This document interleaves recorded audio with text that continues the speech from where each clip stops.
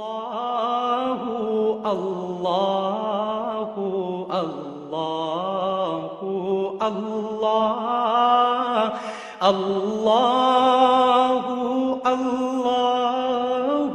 الله الله الله. الحمد لله رب العالمين والعاقبة للمتقين والصلاة والسلام على خير خلقه محمد وآله وأصحابه أجمعين. أما بعد فأعوذ بالله من الشيطان الرجيم. بسم الله الرحمن الرحيم. ولو أننا نزلنا إليهم الملائكة وكلمهم الموتى وحشرنا عليهم كل شيء قبلا ما كانوا ليؤمنوا إلا أن يشاء الله ولكن أكثرهم يجهلون. وكذلك جعلنا لكل نبي عدوا شياطين الإنس والجن يوحي بعضهم إلى بعض زخرف القول غرورا ولو شاء ربك ما فعلوه فذرهم وما يفترون. ولتصغى إليه أفئدة الذين لا يؤمنون بالآخرة ليرضوه وليقترفوا ما هم مقترفون. أفغير الله يبتغي حكما وهو الذي أنزل إليكم الكتاب مفصلا والذين آتيناهم الكتاب يعلمون أنه منزل من ربك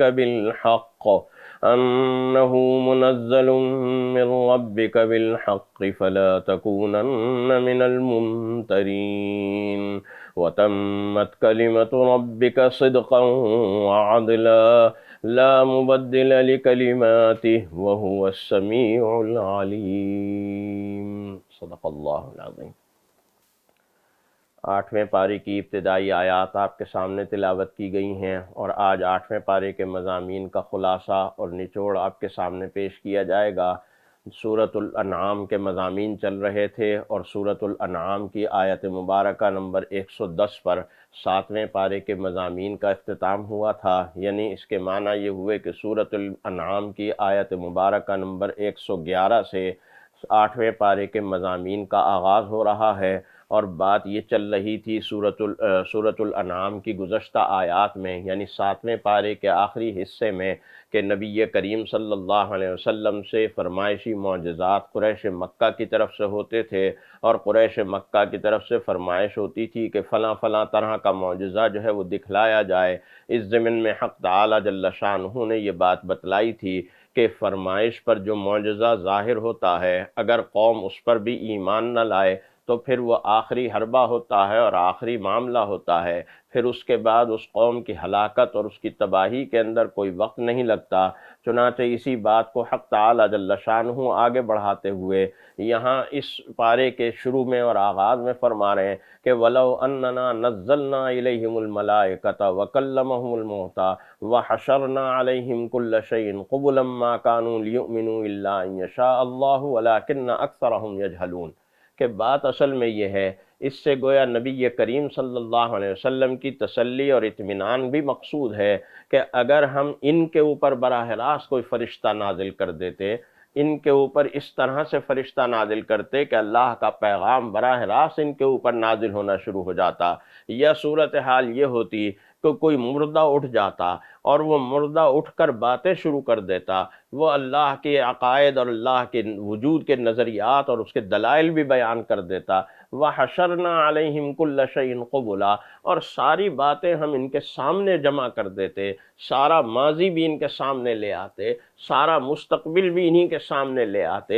یہ تب بھی نہ مانتے، مَا كَانُوا لِيُؤْمِنُوا، یہ پھر بھی نہ مانتے، یہ پھر بھی کوئی نہ کوئی ایسی تعویل کرتے، پھر بھی کوئی نہ کوئی ایسا معاملہ اور ایسا حیلہ اور بہانہ بناتے اور راہ فرار اختیار کرنے کی کوشش کرتے، حالانکہ اللہ تعالیٰ کی یہ سنت اور اس کا یہ طریقہ نہیں ہے. دیکھیے ایک بات یاد رکھیے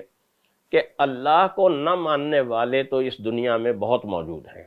جو اللہ کا انکار کرتے ہیں، اللہ کے وجود کا انکار کرتے ہیں، کوئی اللہ کے ذات میں شریک بھی ٹھہراتے ہیں. لیکن آپ کو اس دنیا میں، اس پوری کائنات میں، پوری بنی نوع انسان کے اندر سورج کو کا منکر اور سورج کا نہ ماننے والا کوئی نہیں ملے گا، ماں سوائے اس کے کوئی بالکل ہی پاگل آدمی ہو تو اور بات ہے، وگرنہ کوئی بھی صاحب شعور اور صاحب عقل انسان جس کے منہ پہ آنکھیں لگی ہوئی ہوں اور جس کے دماغ میں تھوڑی بہت عقل بھی ہو، وہ سورج کا انکار نہیں کرے گا، اس لیے کہ سورج روزانہ ہمیں طلوع ہوتا ہوا نظر آتا ہے، اس کی روشنی ہم دیکھتے ہیں، اس کی دھوپ سے ہم فائدہ اٹھاتے ہیں، اس کی توانائی سے، شمسی توانائی سے فائدہ اٹھاتے ہیں، لہذا ظاہر ہے کہ ہمارے اندر یہ مجال ہی نہیں ہے۔ یہ ایک بہت بڑا دھوکہ ہوگا اگر ہم یہ کہنے لگیں کہ سورج نہیں ہے، سورج کا کوئی وجود نہیں ہے۔ اگر اللہ تعالیٰ چاہتا تو اللہ تعالیٰ بھی اسی طرح ہمیں طلوع ہوتا ہوا روزانہ نظر آ سکتا تھا۔ ہمیں نظر آتا کہ اللہ تعالیٰ بیٹھا ہوا ہے، اپنے احکام دے رہا ہے اور ان احکام کے اوپر عمل ہو رہا ہے، اور کائنات میں کس طریقے سے یہ نظام چل رہا ہے۔ اللہ تعالیٰ اسباب کے پردے کے اندر چھپا ہوا ہے، اور اسباب کے پردے کے اندر چھپا ہوا ہونے کی وجہ سے اللہ تعالیٰ نے اپنے وجود اور اپنے اوپر ایمان اور یقین ایک امتحان کی صورت میں انسان کے لیے مقرر کیا ہے کہ دیکھتے ہیں کہ کون اللہ کے اوپر ایمان لاتا ہے اور کون اللہ کے اوپر ایمان نہیں لاتا، کون اسباب کی گھمیریوں میں ہی گھومتا رہتا ہے اور مسبب الاسباب تک نہیں پہنچتا، اور کون انہی اسباب کے ذریعے سے اور انہی سائنسز کے ذریعے سے مسبب الاسباب تک اور خالق الاسباب تک بھی پہنچ جاتا ہے۔ تو یہ اللہ کا طریقہ اور اللہ کی سنت ہے۔ اللہ تعالیٰ خود بھی ان کے سامنے آ جاتا، اللہ تعالیٰ سارا نظام ان کے سامنے لے آتا، تب بھی یہ ایمان نہ لاتے، اس لیے کہ ایمان تو اللہ کی توفیق سے ہی آتا ہے۔ اللہ تعالیٰ جس کو توفیق دیتا ہے، اور توفیق اسی کو دیتا ہے جس کے اندر ضد بازی نہ ہو، جس کے اندر جہالت نہ ہو، جس کے اندر تاریکی نہ ہو، جو عدل و انصاف کا قائل ہو، جس کا رویہ منصفانہ ہو اور عادلانہ ہو، اللہ تعالیٰ اسے ایمان کی ہدایت اور ایمان کا نور نصیب فرماتے ہیں۔ چنانچہ فرمایا وَكَذَلِكَ جَعَلْنَا لِكُلِّ نَبِيٍّ عَدُوًّا شَيَاطِينَ الْإِنسِ وَالْجِنِّ يُوحِي بَعْضُهُمْ إِلَى بَعْضٍ زُخْرُفَ الْقَوْلِ غُرُورًا۔ ہر داعی اللہ کی طرف سے آتا ہے، اور اس داعی کے بہت سارے انسان بھی دشمن ہوتے ہیں، بہت سارے جنات بھی دشمن ہوتے ہیں۔ یعنی اللہ کا جب نبی آتا ہے تو اللہ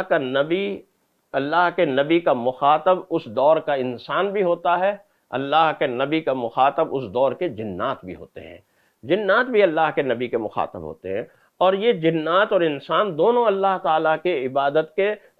مکلف ہیں، اور ان سے عبادت اس لیے کہ اللہ تعالیٰ نے صاف طور پر یہ بات کہی ہے کہ وَمَا خَلَقْتُ الْجِنَّ وَالْإِنسَ إِلَّا لِيَعْبُدُونَ، ہم نے جنات اور انسان دونوں کو اسی لیے پیدا کیا ہے کہ اللہ کی عبادت کی جائے۔ تو دونوں اللہ کے نبی کا مخاطب ہوتے ہیں۔ نبی کریم صلی اللہ علیہ وسلم کے مخاطب بھی انسان بھی تھے اور جنات بھی تھے۔ ہم انشاءاللہ آئندہ صورتوں میں پڑھیں گے کہ کس طرح جنات کا ایک بہت بڑا وفد نبی کریم صلی اللہ علیہ وسلم کی خدمت میں حاضر ہوا اور آپ پر آ کر اسلام اور ایمان قبول کیا، پھر اپنے قوم میں جا کر، دوسرے جنات میں جا کر دعوت و تبلیغ کا کام کیا، تو پھر ایک وفد آیا اور اس سے بڑا وفد آیا، اور اس نے آ کر رسول اللہ صلی اللہ علیہ وسلم کی خدمت میں حاضر ہو کر ایمان قبول کیا۔ تو اللہ کا نبی انسانوں کے لیے بھی نبی ہوتا ہے اور جنات کے لیے بھی نبی ہوتا ہے، اور یہی وجہ ہے کہ پھر اس کے ماننے والے انسان بھی ہوتے ہیں، اس کے ماننے والے جنات بھی ہوتے ہیں، اور اسی طرح اس کے دشمن انسان بھی ہوتے ہیں، اس کے دشمن جنات بھی ہوتے ہیں۔ یہ ایک طریقہ ہے، ایک سنت ہے اللہ کا، ہمیشہ سے چلا آ رہا ہے۔ یوں نہیں ہوتا کہ اللہ کے نبی نے آ کر دعوی نبوت کیا اور سارے انسان اور سارے جنات ایک دم سے اس کے اوپر ایمان لے آئیں اور کوئی اس کی مخالفت کرنے والا نہ ہو، یہ نہیں ہوتا۔ اللہ کا نبی ہر چیز کو ظاہر کرتا ہے، ہر چیز کو بیان کرتا ہے، باطل کو باطل بتلاتا ہے، حق کو حق بتلاتا ہے، لیکن پھر بھی جب نہ ماننے والے نہیں مانتے تو پھر اللہ تعالیٰ دلوں کے اوپر مہر لگا دیتا ہے۔ لیکن جن کے دلوں میں ہدایت کی تڑپ اور جستجو ہوتی ہے، ہدایت کی تلاش ہوتی ہے، جو لوگ ہدایت کے متلاشی ہوتے ہیں، اللہ تعالیٰ ان کے دل کو اسلام کے لیے اور ایمان کے لیے کھول دیتا ہے۔ چنانچہ فرمایا کہ اذا جاءتهم آیۃ قالوا لن نؤمن حتی نؤتی مثل ما اوتی رسول اللہ اعلم حیث یجعل رسالتہ، کہ یہ اہل کتاب یہ کہا کرتے تھے اپنے انبیاء سے کہ ہم تو جب ایمان لائیں گے کہ جو تم کہتے ہو نا کہ اللہ کی وحی میرے اوپر نازل ہوئی، اس طرح کی وحی ہمارے اوپر نازل ہوگی تو ہم ایمان لائیں گے، ورنہ ہم نہیں ایمان لاتے۔ یعنی اپنے آپ کو نبی کے برابر قرار دینا یہ کتنی بڑی گستاخی اور بے ادبی ہے۔ اللہ کا نبی ہوتا ہے، اس کا مقام، اس کا رتبہ، اس کا مرتبہ بہت بلند ہوتا ہے۔ کوئی امتی یہ تصور بھی نہیں کر سکتا کہ اس کا مقام و مرتبہ وہی ہوگا جو اللہ کے نبی کا مقام ہے۔ یہ انتہائی دیدہ دریلی کی اور انتہائی گستاخی کی بات ہے۔ لیکن جس کا دل اللہ تعالیٰ اسلام کے لیے کھول دیتا ہے، فَمَن يُرِدِ اللَّهُ أَن يَهْدِيَهُ يَشْرَحْ صَدْرَهُ لِلْإِسْلَامِ، جس کو اللہ تعالیٰ ہدایت دینے کا ارادہ کرتا ہے، اللہ تعالیٰ اس کے دل کو ایمان کے لیے اور اسلام کے لیے کھول دیتا ہے، اور وہ پھر اسلام لے آتا ہے۔ چنانچہ حق تعالیٰ جل شانہ اس بات کو بیان کرنے کے بعد جنات اور انسانوں کو خطاب فرما رہے ہیں، اور فرماتے ہیں یا معشر الجن والانس الم یاتکم رسل منکم یقصون علیکم آیاتی وینذرونکم لقاء یومکم ھذا قالوا شہدنا علی انفسنا وغرتهم الحیات الدنیا وشہدوا علی انفسہم انہم کانوا کافرین۔ اے جنات اور انسانوں کے گروہ، دیکھو یہ بات یاد رکھنا کہ قیامت کے دن تمہارے سے ایک سوال ہوگا، اور وہ سوال کیا ہوگا کہ کیا تمہارے پاس ہمارے پیغمبر نہیں آئے تھے؟ کیا تمہارے پاس ہمارے پیغمبر، ہمارے رسول نہیں آئے تھے؟ یقصون علیکم آیاتی، جنہوں نے میری آیات کی تمہارے سامنے آ کر تلاوت کی، تمہیں سکھائیں، تمہیں بتلائیں، وَيُنذِرُونَكُمْ لِقَاءَ يَوْمِكُمْ هَذَا، اور آج کے اس قیامت کے دن سے تمہیں ڈرایا بھی تھا۔ یہ سب کچھ ہوا تھا کہ نہیں ہوا تھا؟ تو وہ لوگ یہ کہیں گے کہ ہاں شہدنا علی انفسنا وغرتهم الحیات الدنیا وشہدوا علی انفسہم انہم کانوا کافرین، اس بات کی گواہی دیں گے کہ واقعی اللہ کا نبی آیا تھا، اللہ کی کتاب آئی تھی، اللہ کی وحی آئی تھی، اللہ کے نبی نے ہمیں حق اور ہدایت کا پیغام دیا تھا، لیکن ہم نے ضد بازی لگا دی تھی، ہم نے اس کے انکار کی اور اس کی گستاخی کی روش اختیار کی تھی، لہذا ہم اپنے کفر کی گواہی دیتے ہیں، ہم اس بات کی گواہی دیتے ہیں کہ ہم نے انکار کی اور کفر کی روش کو اختیار کیا۔ چنانچہ ان باتوں کو اور ان چیزوں کو بیان کرتے ہوئے حق تعالی جل شانہ وہ مضمون شروع فرما رہے ہیں کہ جس مضمون کی مناسبت سے اس سورہ مبارکہ کا نام سورۃ الانعام رکھا گیا، اور وہ کیا تھا کہ دیکھو ایک بات یاد رکھنا کہ وَأَنْعَامٌ حُرِّمَتْ ظُهُورُهَا وَأَنْعَامٌ لَا يَذْكُرُونَ اسْمَ اللَّهِ عَلَيْهِ، کہ چوپایوں اور جانوروں کے اندر اللہ تعالیٰ نے تین طرح کے جانور رکھے ہیں۔ کچھ جانور تو وہ ہیں کہ جن کو اللہ تعالیٰ نے تمہاری سواری کے لیے پیدا کیا ہے، کچھ جانور وہ ہیں کہ جو تمہاری زینت کے اور خوبصورتی کے لیے اللہ نے پیدا کیے ہیں، تم ان سے خوبصورتی، مختلف قسم کے پرندے ہیں، مختلف قسم کے مور ہیں، یہ چیزیں ہیں کہ جن سے انسان، جن کو رکھ کر، جن کو دیکھ کر انسان اپنے خوبصورتی اور حسن کی جو تسکین ہے اس کو پورا کرتا ہے۔ کچھ جانور وہ ہیں جو اللہ تعالیٰ نے تمہارے کھانے کے لیے بنائے ہیں، کچھ جانور وہ ہیں جو اللہ تعالیٰ نے تمہاری بار برداری کے لیے بنائے ہیں۔ تو یہ مختلف نوع کے جانور ہیں، مختلف طرح کے جانور ہیں، اللہ تعالیٰ نے تمہاری خدمت کے لیے بنائے ہیں۔ ان جانوروں کے معاملے میں اللہ کا ایک اختیار ہے اور اللہ کے رسول کا ایک اختیار ہے، اور وہ کیا اختیار ہے؟ وہ اختیار یہ ہے کہ جس چیز کو اللہ اور اللہ کا رسول حرام کہہ دیں وہ حرام ہو جاتی ہے، اور جس چیز کو اللہ اور اللہ کا رسول حلال کہہ دیں وہ حلال ہو جاتی ہے۔ تمہارے کہنے سے نہ کوئی چیز حرام ہوتی ہے، نہ تمہارے کہنے سے کوئی چیز حلال ہوتی ہے۔ لہذا اگر تم یہ بات کہتے ہو کہ ما فی بطون هذه الانعام خالصۃ لذکورنا، جیسا کہ طریقہ تھا کہ بھئی یہ جو جانور ہیں، ان جانوروں کے پیٹ میں جو بچے ہیں وہ صرف ہمارے مردوں کے لیے حلال اور جائز ہیں، ہماری عورتوں کے لیے حرام ہے، یہ اس طرح کے عقائد و نظریات ان کے تھے۔ فلاں کے لیے فلاں جانور حلال ہے، فلاں کے لیے فلاں جانور حرام ہے۔ یہ بات یاد رکھنا کہ یہ حلال اور حرام قرار دینا یہ اللہ اور اللہ کے رسول کو سزاوار ہے، یہ اسی کا اختیار ہے، اس کے علاوہ کسی کا اختیار نہیں ہے۔ لہذا جن جن چیزوں کو اللہ نے حلال قرار دے دیا ہے، کلوا من ثمرہ اذا اثمر وآتوا حقہ یوم حصادہ، زمین سے اگنے والی جو چیزیں ہیں، چاہے وہ پھل ہیں، چاہے وہ دانے ہیں، چاہے وہ سبزیاں ہیں، سب چیزیں حلال ہیں اللہ کی طرف سے۔ لہذا ان میں سے جو چیزیں تمہارے پھل کے طور پر ہیں، تمہاری سبزیوں کے طور پر ہیں، تمہاری جڑی بوٹیوں کے طور پر ہیں، تمہارے دانوں اور خوراک کے طور پر ہیں، ان سب کو کھاؤ، اور جو اللہ تعالیٰ نے پیداوار کا اور زراعت کا حق مقرر کیا ہے وہ حق دو اللہ کا، وہ عشر وہ 20واں حصہ یا 10واں حصہ جو اللہ کی طرف سے متعین ہے زراعت کی پیداوار پر، وہ دو اللہ کی راہ میں۔ ولا تسرفو، دیکھو اسراف نہ کرنا، فضول خرچی نہ کرنا۔ یہ دو اصطلاحات ہیں جو قرآن کریم نے فضول خرچی کے لیے استعمال کیے ہیں، ایک اسراف کا لفظ اور ایک تبذیر کا لفظ۔ اسراف کہتے ہیں ایسی جگہ پر زیادہ پیسہ خرچ کرنا کہ جہاں بنیادی طور پر پیسہ خرچ کرنا جائز تو تھا، لیکن جتنے پیسوں میں وہ کام ہو سکتا تھا اس سے زیادہ پیسے انسان خرچ کرے، یہ اسراف کہلاتا ہے۔ کہ انسان مثال کے طور پر لباس ہے، لباس انسان کی ضرورت ہے، ظاہر ہے کہ لباس کے لیے پیسے خرچ کرنا اس کے لیے جائز ہے، لیکن ایک لباس وہ پہن کر ایک اچھے پیسوں میں وہ لباس، اچھا لباس، خوبصورت لباس جو اس کی زیب و زینت کا باعث ہے، آگے اس کی تفصیلات آ رہی ہیں، وہ خرید سکتا ہے، لیکن وہ بجائے اتنے پیسوں میں خریدنے کے اس سے 3 گنا 4 گنا پیسوں میں محض کسی اپنی جذباتی تسکین کی وجہ سے یا محض ریاکاری اور نمود و نمائش کی وجہ سے 4 گنا پیسوں میں خریدتا ہے، تو یہ اسراف ہے۔ اللہ تعالیٰ نے اس اسراف کو منع فرمایا۔ اسی طرح سے تبذیر جو ہے وہ یہ ہے کہ ایسی جگہ پر پیسے خرچ کرنا کہ جہاں ایک پیسہ بھی خرچ کرنا جائز اور حلال نہیں تھا، وہاں ایک پیسہ بھی خرچ کرنا ناجائز اور حرام ہے اور تبذیر کے زمرے میں آتا ہے۔ چنانچہ یہاں اسراف کی بات ہو رہی ہے، اس لیے کہ حلال چیزوں کی بات ہو رہی ہے، حلال کھانے کی بات ہو رہی ہے، البتہ اس میں اسراف سے اور ضرورت سے زیادہ کام کرنے سے منع فرمایا جا رہا ہے۔ اسی بات کو بیان کرتے ہوئے حق تعالی جل شانہ نبی کریم صلی اللہ علیہ وسلم کو ایک حکم دے رہے ہیں، قُلْ لَا أَجِدُ فِي مَا أُوحِيَ إِلَيَّ مُحَرَّمًا عَلَى طَاعِمٍ يَطْعَمُهُ أَن يَكُونَ مَيْتَةً أَوْ دَمًا مَّسْفُوحًا أَوْ لَحْمَ خِنزِيرٍ فَإِنَّهُ رِجْسٌ أَوْ فِسْقٌ أُهِلَّ لِغَيْرِ اللَّهِ بِهِ فَمَنِ اضْطُرَّ غَيْرَ بَاغٍ وَلَا عَادٍ فَإِنَّ رَبَّكَ غَفُورٌ رَّحِيمٌ۔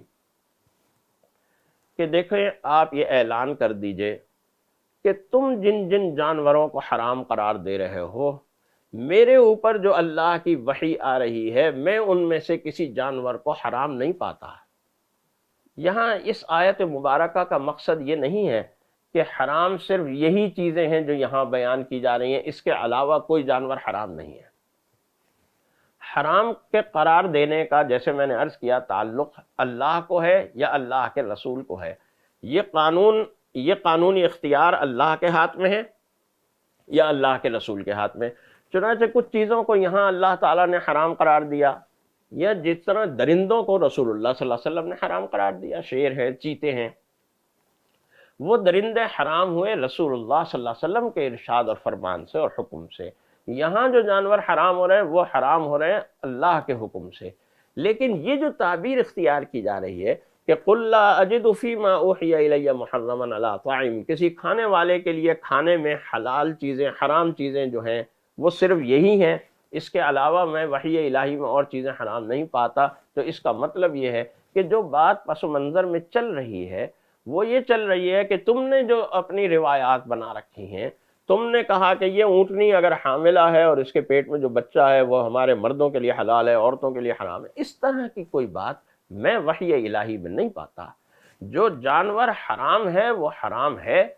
وہ ہر ایک کے لیے حرام ہے، خواہ مردوں ہوں خواہ عورتیں ہوں، اور جو حلال ہے وہ حلال ہے، وہ ہر ایک کے لیے حلال ہے، خواہ وہ مرد ہوں یا اسے حرام قرار دیا یا اللہ نے یا اللہ کے رسول نے، اسے حلال قرار دیا یا اللہ نے یا اللہ کے رسول نے۔ یہ اختیار صرف انہی دونوں کے درمیان ہے، اس کے علاوہ کہیں نہیں ہے۔ چنانچہ یہاں جو جانور حرام قرار دیے جا رہے ہیں ان میں ایک تو مردار ہے، بہنے والا خون ہے، لحم خنزیر یعنی سور کا گوشت ہے، فَإِنَّهُ رِجْسٌ یہ ناپاک چیزیں ہیں، اور فسق ہیں، برائی ہے، گناہ ہے، وما اہل لغیر اللہ اور اہل لغیر اللہ بھی، اور وہ جانور ہیں جو اللہ کے علاوہ کسی اور کے نام پر ذبح کیے گئے ہیں۔ یعنی کیا مطلب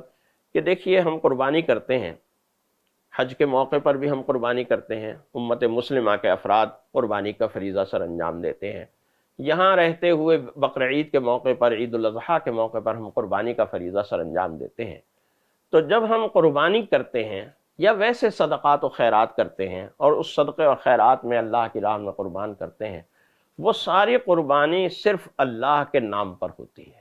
وہ جانور اللہ کے نام پر ذبح ہوتا ہے، اس جانور کو ذبح کرتے ہوئے ہم اللہ کا نام لیتے ہیں، بسم اللہ اللہ اکبر پڑھتے ہیں، اور یہ کہتے ہیں کہ انی وجہت وجہی للذی فطر السماوات والارض حنیفا، وہ دعا، وہ کلمات جو حضرت ابراہیم علیہ السلام کے کلمات ہیں کہ میں اپنا رخ پروردگار عالم کی طرف روتا ہوں۔ اللہ کے سوا کسی اور کے نام پر جانور ذبح کرنے کا مطلب یہ ہے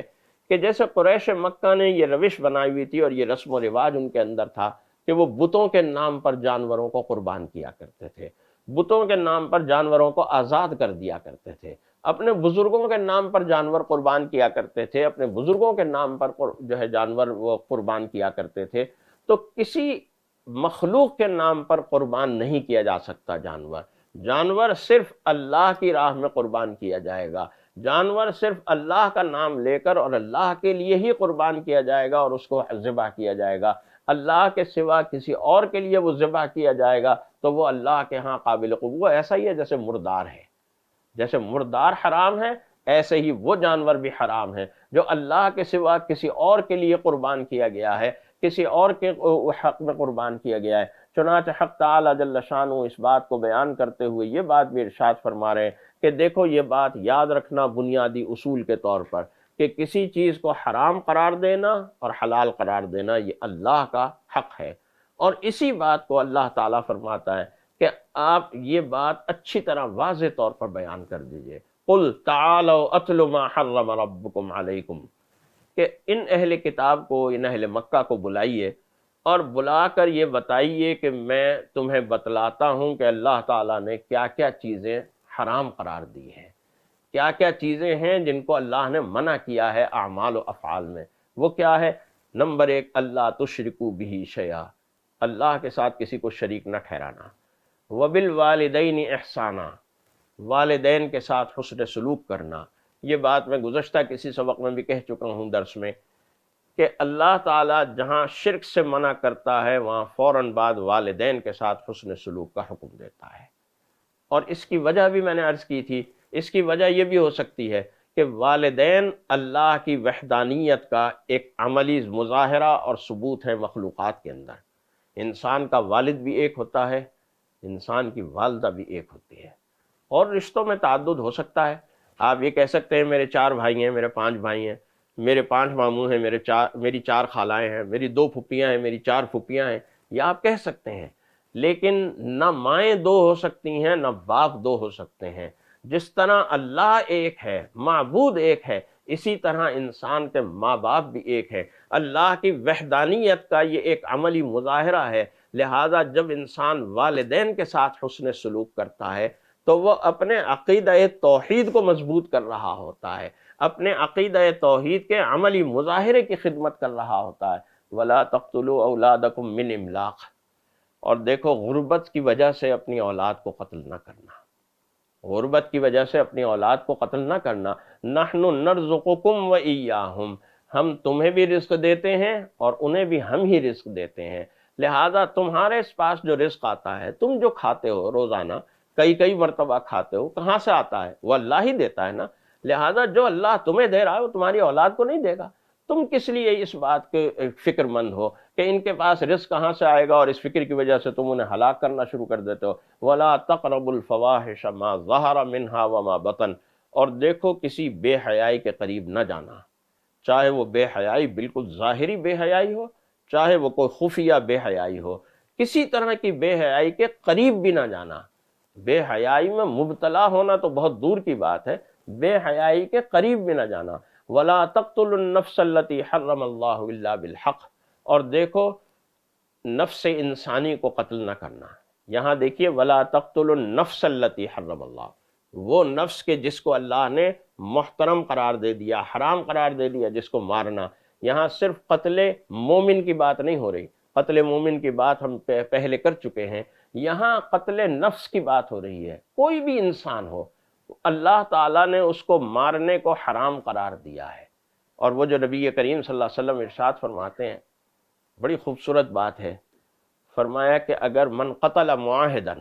اگر کوئی شخص کسی غیر مسلم معاہد کو جو معاہدے کے تحت رہتا ہے تمہاری سلطنت میں، مملکت اسلامیہ میں، اس کو کوئی شخص اگر قتل کرے گا،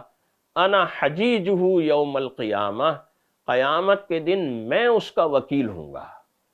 میں اپنے مسلمان، اپنے امتی کا وکیل نہیں ہوں گا، میں اس مقتول کا وکیل ہوں گا، اور قیامت کے دن اس وکیل کی جو ہے حمایت، اس موکل کی اور اس مقتول کی حمایت کرنے والا ہوں گا۔ اسی طرح حق تعالی جل شانہ چھٹی ہدایت دیتے ہیں، وَلَا تَقْرَبُوا مَالَ الْيَتِيمِ إِلَّا بِالَّتِي هِيَ أَحْسَنُ، یتیم کے مال کے قریب نہ جانا۔ ہاں اگر کوئی اچھی بات ہے، کوئی اس کی پرورش کا معاملہ ہے، اس میں تم خرچ کرتے ہو، خیانت اور بددیانتی کے ساتھ یتیم کے مال کے قریب نہ جانا۔ وَأَوْفُوا الْكَيْلَ وَالْمِيزَانَ بِالْقِسْطِ، اور ناپ تول میں ہمیشہ پورا رکھنا، ناپ تول میں کبھی کمی نہ کرنا۔ یہ وہ ہدایات ہیں جو حق تعالی جل شانہ یہاں دے رہے ہیں، اور یہ بات بتلا رہے ہیں کہ تم اپنی طرف سے چیزوں کو حرام و حلال نہ قرار دو۔ اللہ نے بتلا دیا کہ یہ کام تمہارے لیے حرام ہے اور یہ کام تمہارے لیے حلال ہے۔ وَأَنَّ هَذَا صِرَاطِي مُسْتَقِيمًا فَاتَّبِعُوهُ، یہ ضابطے ہیں، یہ قاعدے ہیں، ان قاعدوں کے اوپر چلو گے تو یہ ہے وہ میرا سیدھا راستہ جس کی اتباع اور پیروی تمہیں کرنی ہے۔ کیونکہ تم نے سوال ہی یہ کیا تھا، قرآن کریم کی پہلی سورہ مبارکہ میں، سورہ فاتحہ میں یہی سوال ہوا تھا تمہاری طرف سے کہ اہدنا الصراط المستقیم۔ وہ اہدنا الصراط المستقیم یہ ہے کہ جو ہم یہاں بیان کر رہے ہیں۔ اور اس بات کو یاد رکھنا کہ یہ جتنے امور ہیں، جتنے کام ہیں، یہ اللہ کے لیے ہونے چاہیے۔ تمہارا اعلان یہ ہونا چاہیے کہ ان صلاتی و نسکی و محیای و مماتی للہ رب العالمین لا شریک لہ، کہ میری نماز، میری قربانی، میری زندگی، میری موت سب کچھ اللہ کے لیے ہے، سب کچھ اللہ کے لیے۔ میری زندگی میں جتنے اعمال ہیں وہ سب اللہ کے لیے ہیں، وہ چاہے عبادت کے اعمال ہوں، چاہے معاشرت کے اعمال ہوں، چاہے اخلاقیات کے اعمال ہوں، وہ سب اللہ کے لیے ہیں۔ میری زندگی اور زندگی کے تمام گوشے اللہ کے لیے ہیں، جو پروردگار ہے تمام جہانوں کا، لا شریک لہ، اس کا کوئی شریک نہیں ہے۔ وَبِذَالِكَ أُمِرْتُ وَأَنَا أَوَّلُ الْمُسْلِمِينَ، اے نبی کریم صلی اللہ علیہ وسلم، آپ انہیں بتا دیجئے کہ مجھے اسی بات کا حکم دیا گیا ہے، میں انہی باتوں کا پابند ہوں، اور میں ان باتوں کی سب سے پہلے اطاعت اور فرمانبرداری کا اعلان کرتا ہوں۔ میں اسی طریقے پر چلوں گا، جس کو میرے پیچھے چلنا ہے وہ بھی اسی طریقے پر عمل کرے گا، جو میرے متبعین، میرے پیروکار ہوں گے وہ بھی انہی ہدایات کے اوپر عمل کرنے والے ہوں گے۔ ان کی بھی نماز، ان کی بھی عبادت، ان کی بھی قربانی، ان کی معاشرت، ان کی زندگی و موت سب کچھ اللہ کے لیے ہوگی۔ ان مضامین کو بیان کرتے ہوئے حق تعالی جل شانہ سورۃ الانعام کے مضامین کو مکمل فرما رہے ہیں۔ سورۃ الاعراف کا آغاز ہوتا ہے، 7ویں پارے ہی کے اندر سورۃ الاعراف کا آغاز ہوتا ہے۔ سورۃ الاعراف مکی سورہ مبارکہ ہے، اس میں 206 آیات ہیں، 24 رکوع ہیں۔ یہ 7ویں سورہ مبارکہ ہے ترتیب تلاوت کے اعتبار سے۔ سورۃ الاعراف، الاعراف اصل میں بلندی کو کہتے ہیں، جیسے کوئی ایک بلند وادی ہوتی ہے، ٹیلہ ہوتا ہے، اس کو عام طور پر عربی کے اندر اعراف کہتے ہیں۔ اور اصل میں اصطلاحی اعتبار سے یا جس چیز کا اس میں ذکر آ رہا ہے وہ جنت اور دوزخ کے درمیان ایک جگہ ہے، ایک ذرا اونچی سی وادی ہوگی۔ اس وادی کے اندر جو لوگ ہوں گے وہ لوگ ہوں گے کہ جن کی نیکیاں اور برائیاں برابر ہوں گی۔ جہنم میں اس لیے نہیں جا سکتے کہ اتنی ہی نیکیاں بھی ہیں، لیکن نیکیاں چونکہ زیادہ نہیں ہیں برائیوں سے، لہذا وہ وادی اعراف کے اندر ہوں گے، ایک درمیانی جگہ کے اوپر ہوں گے، اور وہ ایسی جگہ ہوگی کہ وہاں سے انہیں جنت کے مناظر بھی نظر آ رہے ہوں گے اور جہنم کے مناظر بھی نظر آ رہے ہوں گے، اور وہ یہ دعائیں مانگ رہے ہوں گے کہ یا اللہ ہمیں یہ نیچے جہنم میں نہ گرا دینا، ہمیں جنت میں ہی لے جانا۔ چنانچہ وہ اس اعراف کا یہاں ذکر ہے، اور اس اعراف کی وجہ سے اس سورہ مبارکہ کا نام سورۃ الاعراف قرار دیا گیا، اور اس کی 87 آیات، یعنی آیت مبارکہ نمبر 87 تک 7ویں پارے میں، اور معاف کیجیے گا 8ویں پارے میں، اور پھر اس کے بعد 9واں پارہ شروع ہوگا، اور 9ویں پارے میں سورۃ الاعراف کی بقیہ آیات آپ کے سامنے انشاءاللہ آئیں گی۔ الف لام میم صاد، وہی حروف مقطعات ہیں جن حروف مقطعات سے سورۃ البقرہ کا آغاز ہوا تھا، سورہ آل عمران کا آغاز ہوا تھا، اسی طرح کے حروف مقطعات سے آغاز ہوتا ہے سورۃ الاعراف کا بھی۔ اور وہی بات ہے کہ ان کا حقیقی مطلب، ان کا حقیقی مفہوم اور صحیح معنی اور صحیح مطلب اللہ ہی کو معلوم ہے۔ کتاب انزل الیک فلا یکن فی صدرک حرج منہ لتنذر بہ وذکریٰ للمؤمنین، یہ اللہ کی کتاب ہے جو اللہ تعالیٰ نے آپ کے سینہ اطہر پر، آپ کے قلب اطہر پر نازل کی ہے، اور اس طرح سے نازل کی ہے کہ پورے شرح صدر کے ساتھ، کیونکہ شرح صدر کی بات ہو رہی تھی سورہ سابقہ کے آخر میں، پورے شرح صدر کے ساتھ یہ آپ پر نازل ہوئی ہے، اور اس لیے نازل ہوئی ہے کہ آپ یہ پیغام دے دیں پوری بنی نوع انسان کو کہ اتبعوا ما انزل الیکم من ربکم ولا تتبعوا من دونہ اولیاء، اس کی پیروی کرو کہ جو اللہ نے تمہارے اوپر، تمہارے نبی کے اوپر نازل کی ہے کتاب، اس کو چھوڑ کر اور دوسری چیزوں کو اپنا دوست نہ بنانا، اپنا رفیق نہ بنانا۔ لیکن ہوتا یہ ہے کہ کم من قریۃ اہلکناہا فجاءہا بأسنا بیاتا او ہم قائلون، اللہ کے انبیاء علیہ السلام آئے، ان پر بھی اللہ کی کتابیں، اللہ کی وحی نازل ہوئی، بہت سے لوگوں نے ان کو پر ایمان قبول کیا، بہت سے لوگوں نے ان پر ایمان قبول نہیں کیا۔ جن لوگوں نے ایمان قبول نہیں کیا ہم نے راتوں رات بھی انہیں ہلاک کیا، او ہم قائلون، یا ایسے موقع پر بھی ہلاک کیا کہ وہ دوپہر کو کچھ آرام کر رہے تھے، ظہر کے بعد جیسے آرام کا اور سستی کا وقت جس کو ہم قیلولہ کہتے ہیں، قیلولے میں مصروف تھے، اس وقت ہم نے انہیں ہلاک کیا، اور وہ اچانک اس ہلاکت اور تباہی کے اوپر شکار ہوئے تو بڑے پریشان ہوئے۔ چنانچہ حق تعالی جل شانہ اس بات کو بیان کرتے ہوئے اپنی قدرت کے مظاہر کا ذکر فرما رہے ہیں، اور قدرت کے مظاہر کا ذکر کرتے ہوئے سب سے پہلے جو بات ارشاد فرما رہے ہیں وہ انسانی تخلیق ہے، کہ اللہ تعالیٰ نے پہلا انسان کیسے بنایا، حضرت آدم علیہ السلام کی، حضرت حوا علیہ السلام کی تخلیق کیسے ہوئی، اور پھر وہ واقعہ کیا ہوا، اس کی کچھ تفصیلات سورۃ البقرہ کے اندر بھی آ چکی ہیں، اور وہاں سورۃ البقرہ میں نے عرض کیا تھا، آپ کو یاد ہوگا کہ اس کی زیادہ تفصیلات سورۃ الاعراف کے اندر آئیں گی، وہاں انشاءاللہ العزیز بات ہوگی۔ تو سورۃ الاعراف میں یہاں ان آیات مبارکہ میں، یعنی آیت مبارکہ نمبر 11 سے حق تعالی جل شانہ حضرت آدم و حوا کا قصہ شروع کر رہے ہیں۔ وَلَقَدْ خَلَقْنَاكُمْ ثُمَّ صَوَّرْنَاكُمْ ثُمَّ قُلْنَا لِلْمَلَائِكَةِ اسْجُدُوا لِآدَمَ فَسَجَدُوا إِلَّا إِبْلِيسَ لَمْ يَكُنْ مِنَ السَّاجِدِينَ، کہ واقعہ کیا ہوا، آغاز کہاں سے ہوا، ابتدا کہاں سے ہوئی، کہ اللہ تعالیٰ فرماتا ہے کہ ہم نے آدم کو پیدا کیا اور اسے بہت خوبصورت شکل عطا فرمائی، ثم قلنا للملائکہ، پھر ملائکہ سے کہا اسجدوا لآدم، آدم کے سامنے سجدہ ریز ہو جاؤ، فسجدوا الا ابلیس، سارے ملائکہ سجدے میں گر گئے اللہ کے حکم کے بعد، لیکن ابلیس نے سجدہ نہیں کیا، الا ابلیس، ابلیس نے سجدہ نہیں کیا، لم یکن من الساجدین، وہ سجدہ کرنے والوں میں شامل نہیں ہوا۔ جب وہ سجدہ کرنے والوں میں شامل نہ ہوا تو اللہ کی طرف سے اس پر باز پرس ہوئی، پوچھا گیا ما منعک اللہ تسجد اذ امرتک، اے ابلیس تجھے جب ہم نے حکم دیا تھا، اس لیے کہ ابلیس اس وقت فرشتوں کے ساتھ رہتا تھا۔ یہ بات یاد رکھیے کہ ابلیس جن ہے، کان من الجن ففسق عن امر ربی، ایک موقع پر اللہ تعالیٰ فرما رہا ہے، اور وہ ہمیشہ سے ہی جن ہے، اول دن سے جن ہے، وہ فرشتہ کبھی نہیں تھا۔ یعنی یہ جو تصور ہے، یہ جو کانسیپٹ ہے کہ یہ ابلیس جو تھا یہ بہت بڑا فرشتہ تھا، بہت برگزیدہ فرشتہ تھا، بہت اللہ کا مطیع اور فرما بردار تھا، لیکن اس سزا کے اندر کہ اس نے آدم کو سجدہ کرنے سے انکار کر دیا تو اللہ تعالیٰ نے اسے جن بنا دیا، شیطان و ابلیس بنا دیا، ایسا نہیں ہے، وہ اول دن سے ہی جن تھا، فرشتہ نہیں تھا، لیکن رہتا فرشتوں کے درمیان تھا، لیکن رہتا اللہ کی اجازت سے فرشتوں کے درمیان تھا۔ جب تک اللہ کی اجازت رہی وہ فرشتوں کے درمیان آسمان پر رہا، اور آسمان و زمین کے اندر آنا جانا، آمد و رفت اس کی جاری رہتی تھی۔ تو لیکن چونکہ وہ رہتا فرشتوں کے ساتھ تھا، لہذا جب اللہ نے فرشتوں کو حکم دیا کہ آدم کو سجدہ کرو تو وہ بھی اس حکم کا مخاطب تھا اور پابند تھا۔ ملائکہ نے، فرشتوں نے سجدہ کیا لیکن اس نے سجدہ نہیں کیا، تو اللہ کی طرف سے باز پرس ہوئی کہ جب میں نے حکم دیا تھا تو نے سجدہ کیوں نہیں کیا؟ تو اب ابلیس جواب میں کیا کہتا ہے؟ ابلیس کہتا ہے انا خیر منہ خلقتنی من نار وخلقتہ من طین، کہ تیرا حکم اصل میں میری سمجھ میں نہیں آیا، یعنی اللہ کے حکم کو چیلنج کر رہا ہے۔ اور وہ کیوں نہیں سمجھ میں آیا؟ وہ اس لیے نہیں سمجھ میں آیا کہ میں آدم سے بہتر ہوں، انا خیر منہ، میں اس سے بہتر ہوں، خلقتنی من نار، میری تخلیق تو نے آگ سے کی ہے،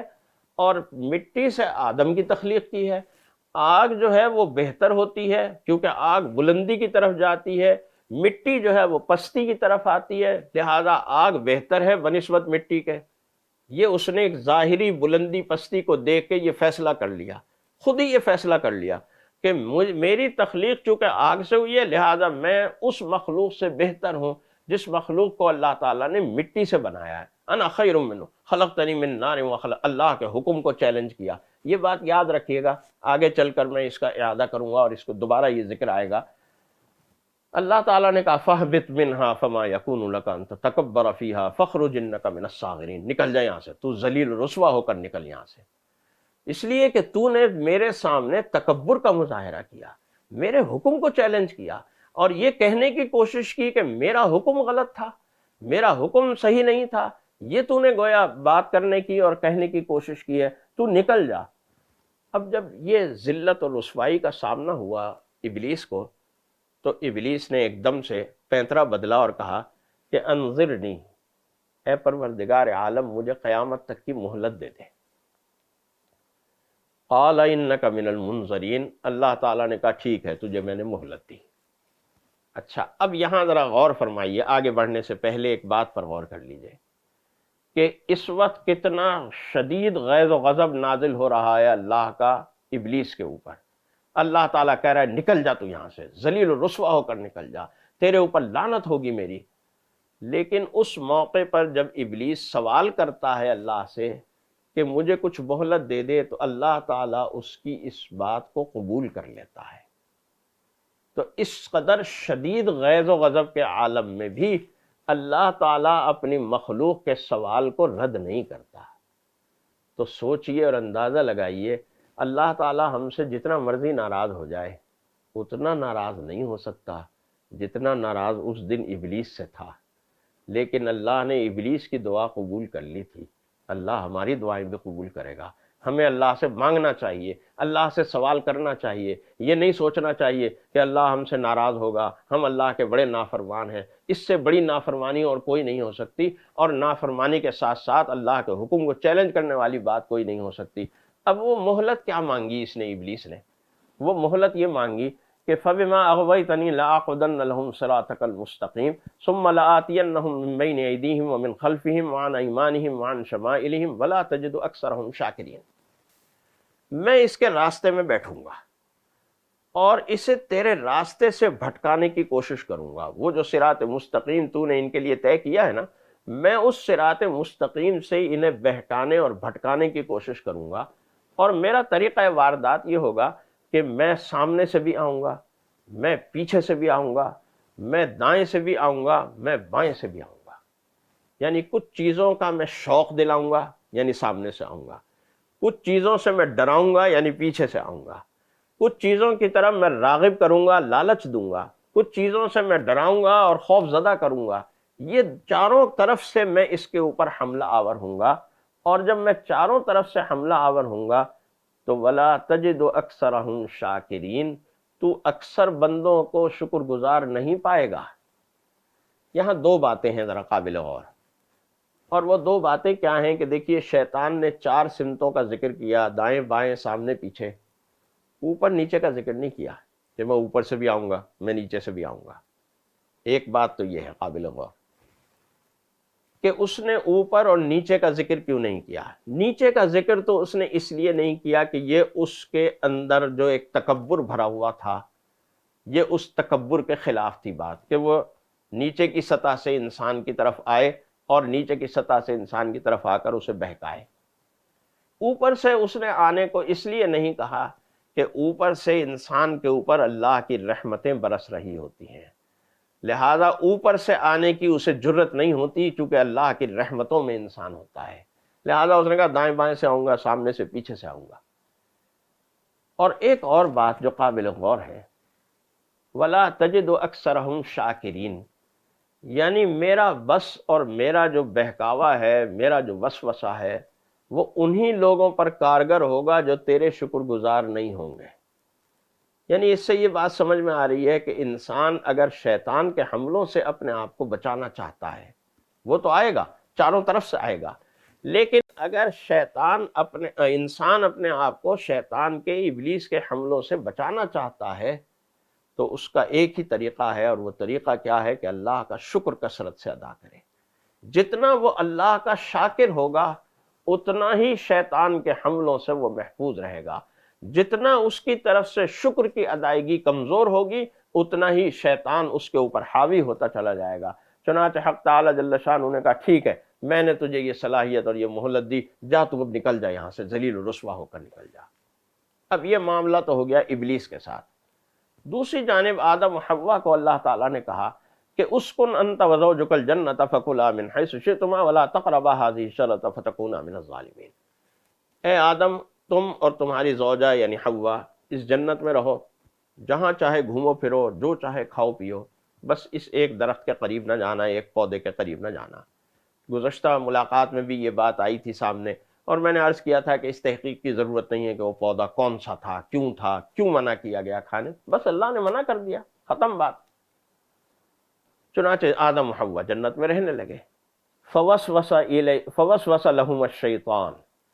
چنانچہ شیطان نے اب ان دونوں کو وسوسہ کرنا شروع کیا ہے۔ یہاں بھی دونوں کی بات ہے، اکیلے حوا کی بات نہیں ہے، دونوں کو وسوسہ کرنا شروع کر دیا۔ اور یہ بات کہی، یہ جو شیطان ہوتا ہے، ابلیس ہوتا ہے، بڑا ماہر نفسیات ہوتا ہے۔ ظاہر ہے کہ وہ حضرت آدم و حوا کی اس نفسیات کو جانتا تھا کہ یہ لوگ اس تصور سے بڑے خوفزدہ ہیں کہ ہمیں جنت سے نکلنا نہ پڑ جائے، تو اس نے اسی راہ سے، شیطان نے اسی راہ سے اور اسی راستے سے آدم و حوا کو بہکانے کی کوشش کی اور کہا کہ تمہیں پتہ ہے کہ ما نہاکما ربکما عن هذه الشجرۃ الا ان تکونا ملکین او تکونا من الخالدین۔ اللہ نے تمہیں اس درخت کے کھانے سے پتہ ہے کیوں منع کیا ہے؟ اس لیے منع کیا ہے کہ اگر تم نے یہ درخت کھا لیا تو تم یا تو فرشتے بن جاؤ گے یا تم ہمیشہ کے لیے جنت میں رہنے والے بن جاؤ گے۔ یہ اس درخت کی خاصیت ہے، اس پودے کی، کہ اگر تم نے یہ کھا لیا تم فرشتے میں تبدیل ہو جاؤ گے، یا تمہارے لیے ہمیشہ کے لیے پروانہ مل جائے گا جنت میں رہنے کا۔ اب ظاہر ہے کہ یہ ایسی بات تھی کہ یہ آدم و حوا کو بہت متاثر کرنے والی تھی، ان کی تو یہ خواہش تھی، یہ تمنا تھی، یہ آرزو تھی کہ ہم کسی طریقے سے ہمیشہ کے لیے جنت میں رہنے والے بن جائیں۔ چنانچہ اس بات سے متاثر ہو کر آدم و حوا نے وہ پھل کھا لیا جس سے اللہ نے منع کیا تھا۔ اب جب منع ہو گیا، وہ پھل کھا لیا، اللہ کے اس ممنوع چیز کے اوپر عمل کیا، تو اس کا نتیجہ کیا نکلا؟ فلما ذاق الشجرۃ بدت لہما سوآتہما وطفقا یخصفان علیہما من ورق الجنہ۔ نتیجہ یہ ہوا کہ آدم و حوا کا جو لباس جنت تھا وہ اترنا شروع ہو گیا اور ان کی شرمگاہیں کھلنی شروع ہو گئیں، اور انہیں اس بات سے بڑی پریشانی ہوئی، چنانچہ انہوں نے اپنے جسم کو جنت کے درخت کے پتوں سے ڈھکنا شروع کر دیا۔ یہ بات یاد رکھیے کہ انسانیت کے اوپر ابلیس کا جو پہلا حملہ ہوا ہے، اس پہلے حملے سے عریانیت پیدا ہوئی ہے۔ یہ ابلیس کا آدم کے اوپر سب سے مؤثر اور سب سے بڑا حملہ ہے، اور یہ آج بھی سب سے مؤثر ہے کہ عریانیت اور فحاشی کی شکل میں اور صورت میں جس طرح وہ بنی آدم کو متاثر کرتا ہے، اور جس طرح بنی آدم اس کے وسوسے میں اور اس کے بہکاوے میں آتے ہیں، وہ آج ہمارے سامنے وہ صورتحال ہے، تفصیل بیان کرنے کی ضرورت نہیں ہے۔ اب اللہ کی طرف سے پھر باز پرس ہوئی، اور وہ باز پرس کیا ہوئی کہ بھئی میں نے تمہیں منع نہیں کیا تھا، الم انہکم عن تلکم الشجرہ، اس درخت سے کھانے سے تمہیں منع نہیں کیا تھا، اور تمہیں بتایا نہیں تھا کہ شیطان تمہارا کھلا دشمن ہے، اس سے باز رہنا، اس سے بچ کے رہنا، پھر تم نے کیوں درخت کھا لیا؟ قالا، تو دونوں نے کہا، یہ تثنیہ کا صیغہ ہے، حضرت آدم نے بھی کہا اور حضرت حوا نے بھی کہا۔ کیا کہا؟ ربنا ظلمنا انفسنا، اے پروردگار ہم نے اپنے اوپر ظلم کیا، اب اگر تو نے ہماری مغفرت نہ کی، وترحمنا، اور تو نے ہم پر رحم نہ کیا، تو لنکونن من الخاسرین، ہم بہت نقصان اٹھانے والوں میں سے ہو جائیں گے۔ یعنی حضرت آدم و حوا سے جب غلطی ہوئی، خطا ہوئی، تو انہوں نے اس غلطی اور خطا کی کوئی تعویل نہیں پیش کی کہ ہم نے تو اس لیے کھایا تھا پھل کہ ہمیں ابلیس نے بتایا تھا کہ تم فرشتے بن جاؤ گے یا تو ہمیشہ کے لیے جنت میں رہنے والے بن جاؤ گے، ہم نے تو اس نیت سے کھایا تھا، ہماری نیت تو اچھی تھی۔ اس طرح کی کوئی تعویل، جیسے ہم آج کل تعویلات پیش کرتے ہیں نا کسی برائی کی، ہماری نیت تو یہ تھی، ہمارا ارادہ تو یہ تھا، ایسی کوئی تعویل آدم و حوا نے نہیں پیش کی، بلکہ سیدھے سیدھے اللہ کی بارگاہ میں اپنے گناہ کا اعتراف کیا اور اس پر ندامت اور شرمندگی کا اظہار کیا۔ اور اسی ندامت اور شرمندگی کے اظہار نے آدم و حوا کو اللہ تعالیٰ نے اشرف المخلوقات بنا دیا۔ ابلیس کو تو کہا کہ جاؤ تم ذلیل و رسوا ہو جاؤ، تمہارے اوپر لعنت ہوتی رہے گی قیامت تک، لیکن آدم و حوا کو اللہ تعالیٰ نے کہا کہ میں نے تمہیں اشرف المخلوقات، احسن تقویم بنایا، انسانوں کے لیے میں نے تمہیں سردار بنا دیا، سارے انسانوں کا، ساری مخلوقات کا آقا اور سردار بنا دیا۔ چنانچہ اس بات کو بیان کرتے ہوئے، چونکہ یہاں بات آئی تھی ستر پوشی کی، آدم و حوا کی اس فطرت کی، تو اللہ تعالیٰ نے اس فطرت کے مطابق فرمایا یا بنی آدم، اے بنی آدم، قد انزلنا علیکم لباسا یواری سوآتکم وریشا، ہم نے تمہارے لیے لباس اتارا ہے، لباس بنایا ہے، لباس کی صنعت بنائی ہے، کپڑا بنایا ہے، کپڑے کی صنعت بنائی ہے، اور اس کے دو مقاصد ہیں، اور وہ دو مقاصد کیا ہیں؟ ایک تو یہ کہ وہ لباس تمہاری ستر پوشی کرتا ہے، اور وریشہ، اور تمہیں زیب و زینت بھی دیتا ہے، تمہیں حسن دیتا ہے، تمہیں زیب و زینت دیتا ہے۔ ہم اچھا لباس پہنتے ہیں، ہم رنگوں کا انتخاب کرتے ہیں کہ بھئی یہ رنگ میرے لیے اچھا رہے گا، یہ رنگ میرے لیے اچھا رہے گا، اپنی عمر کے لحاظ سے، اپنی جنس کے لحاظ سے ہم رنگوں کا انتخاب کرتے ہیں، کپڑے کا انتخاب کرتے ہیں، یہ کپڑا آرام دہ رہے گا، یہ سردیوں کے لیے اچھا رہے گا، یہ گرمیوں کے لیے اچھا رہے گا۔ یہ ساری باتیں ایک لباس کی خصوصیت ہیں کہ لباس انسان کو آرام پہنچاتا ہے، راحت پہنچاتا ہے، انسان کی ستر پوشی کرتا ہے، انسان کو زیب و زینت دیتا ہے۔ یعنی اس کا مطلب ہے کہ دو بنیادی مقاصد ہیں لباس کے، ایک ستر پوشی کرنا اور ایک اس کو زیب و زینت دینا۔ لہذا ایسا ہی لباس کہلائے گا کہ جو انسان کی ستر پوشی بھی کر رہا ہو اور اسے زیب و زینت بھی دے رہا ہو۔ ان میں سے کوئی ایک خصوصیت بھی اگر اس کے لباس میں نہیں ہے تو پھر اس کا مطلب ہے وہ لباس نہیں ہے۔ وَلِبَاسُ التَّقْوَىٰ ذَلِكَ خَيْرٌ، اور ایک دم سے بات موڑی تقویٰ کی جانب کہ اصل لباس تو انسان اہل ایمان کے لیے تقویٰ کا لباس ہے، کہ جس طرح وہ کپڑے بدلتا ہے، کپڑے پہنتا ہے اور ان کپڑوں کو بڑا محبوب رکھتا ہے، اسی طرح اللہ کا تقویٰ، اللہ سے تعلق، اللہ کی محبت جو ہے وہ اس کے اندر ہونی چاہیے۔ اسی طرح جیسے اسے لباس سے محبت اور لباس سے تعلق ہے، جیسے لباس کو وہ اپنے ساتھ رکھتا ہے، لباس کے بغیر وہ زندہ نہیں رہتا، اسی طرح وہ تقویٰ کے بغیر بھی زندہ نہیں رہنا چاہیے۔ چنانچہ اس بات کو بیان کرتے ہوئے حق تعالی جل شانہ پھر اسی مضمون کی طرف واپس پلٹتے ہیں جس کا سورہ انعام کے اندر تفصیلات آ رہی تھیں، اور وہ بات تھی کہ قل من حرم زینت اللہ التی اخرج لعبادہ والطیبات من الرزق، کون ہے وہ کہ جس نے حرام کر دیا ان چیزوں کو کہ جو اللہ نے اپنے بندوں کی زیب و زینت کے لیے نکالی تھی، پیدا کی تھی؟